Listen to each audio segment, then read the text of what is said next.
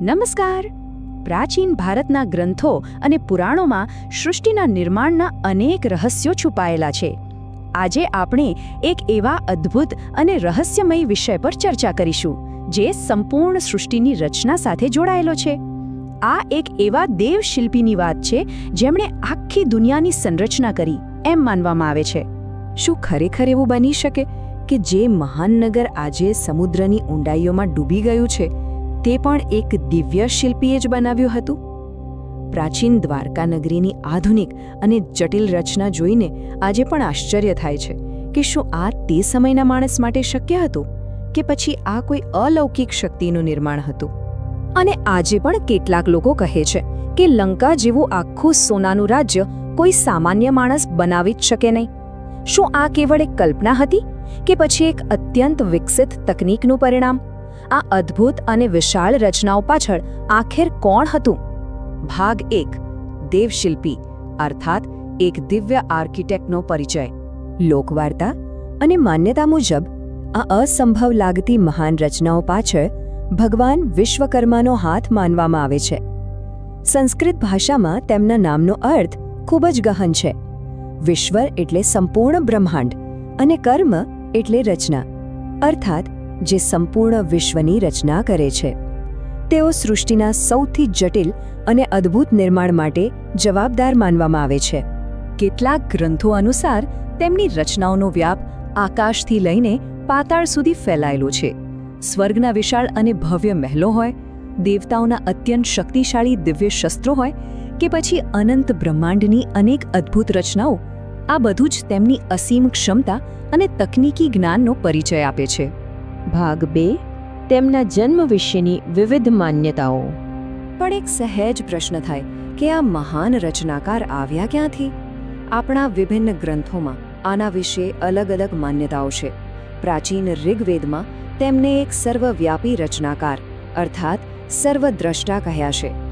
પુરાણિક યુગના ગ્રંથો અનુસાર તેઓ બ્રહ્માજીના માનસપત્ર માનવામાં આવે છે, જ્યારે અન્ય વર્ણન મુજબ તેઓ પ્રભાસ અને યોગાસિદ્ધના પુત્ર તરીકે પણ દર્શાવવામાં આવ્યા છે. આ દરેક કથા તેમની દિવ્યતા અને મહિમાનો આભાસ કરાવે છે.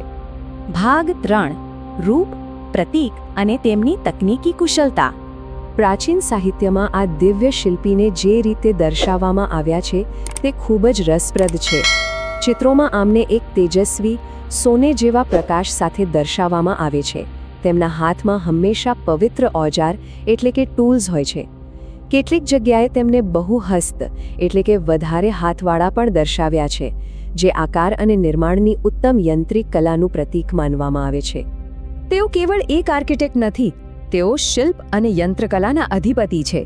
સ્વર્ગીય નગરો અને દિવ્ય હથિયારોના નિર્માતા છે. પ્રાચીન ગ્રંથો એવો નિર્દેશ કરે છે કે તેઓ કલા અને વિજ્ઞાન બંને ક્ષેત્રે સર્વોચ્ચ નિપુણ હતા. એમ કહેવાય છે કે તેમણે દિવ્ય કલાની તે સમયના અત્યંત એડવાન્સ્ડ વિજ્ઞાન સાથે જોડીને આવી અદ્ભુત રચનાઓનું નિર્માણ કર્યું હતું. ભાગ 4. ગુજરાતમાં વિશ્વકર્માની પૂજા અને મહત્વ. બ્રહ્માંડના આ મહાન રચનાકારનો પ્રભાવ આપણા દૈનિક જીવનમાં આજે પણ એટલું જ જીવંત છે. વિશેષ રૂપથી ગુજરાતમાં ખાસ કરીને લોહાર અને સુથાર જાતિના લોકો વિશ્વકર્માને વધારે શ્રદ્ધાથી માને અને તેમની પૂજા કરે છે. આ પરંપરા આપણને આપણા મૂળ સાથે જોડી રાખે છે. વિશ્વકર્મા પૂજાના પવિત્ર દિવસે આ લોકો પોતાના ઓજાર અને યંત્રને પવિત્ર કરે છે.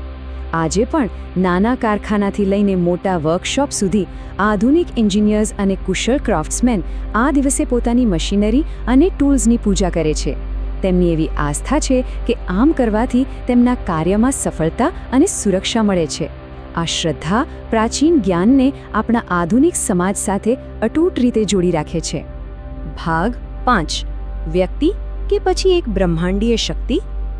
અહીં એક ખૂબ જ ગહન અને દાર્શનિક પ્રશ્ન ઊભો થાય છે. શું વિશ્વકર્મા ખરેખર એક વ્યક્તિ હતા કે પછી કોઈ વિશાળ બ્રહ્માંડીય શક્તિ? એક તરફ આપણી પરંપરાગત માન્યતાઓ તેમને એક સાક્ષાત દેવ તરીકે જુએ છે જે મહાન મહાલો બનાવે છે. બીજી તરફ કેટલાક વિદ્વાનો તેમને એક જ્ઞાનનું પ્રતીક માને છે, એક આવી શક્તિ જે માનવ બુદ્ધિ, રચનાત્મક ઉર્જા અને તકનીકી પ્રગતિનું પ્રતિનિધિત્વ કરે છે. તો છેવટનો પ્રશ્ન આવે છે, શું તેઓ કેવળ એક પૌરાણિક પાત્ર હતા કે પછી તેઓ કોઈ એવી અત્યંત એડવાન્સ્ડ પ્રાચીન વિદ્યાનું પ્રતીક છે જે આજે આપણે ગુમાવી ચૂક્યા છીએ? તેમની બનાવેલી એ સોનેની લંકા અને સમુદ્રમાં ડૂબેલી એ દ્વારકા નગરી કેટલી વાસ્તવિક હતી? આ પ્રશ્નો પર વિચાર કરીએ તો મન આશ્ચર્યથી ભરાઈ જાય છે. એના આગળના ભાગમાં આપણે જોઈએ કે વિશ્વકર્માને લોકો આજે પણ કેમ પૂજે છે અને તેમની પાછળનું અસલી કારણ શું છે.